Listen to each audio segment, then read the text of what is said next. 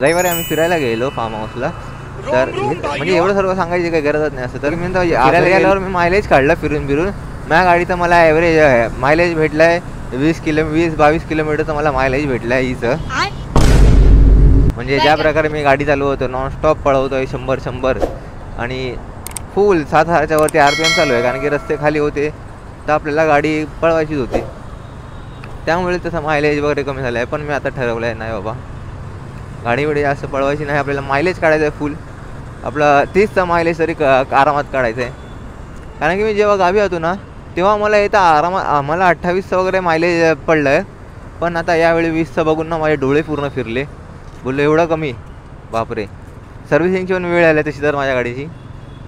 Service करून झाल्यावर होईल कमी मायलेज, म्हणजे मायलेज वाढेल अजून, पण तोपर्यंत तरी भरपूर 20 म्हणजे काहीतरीच कमी वाटलं मला गाडीचा मायलेज. गाडी म्हणून मी आता आरामात चालवणार आहे, जास्त खिचाखिची नाही, आरामात एकदम.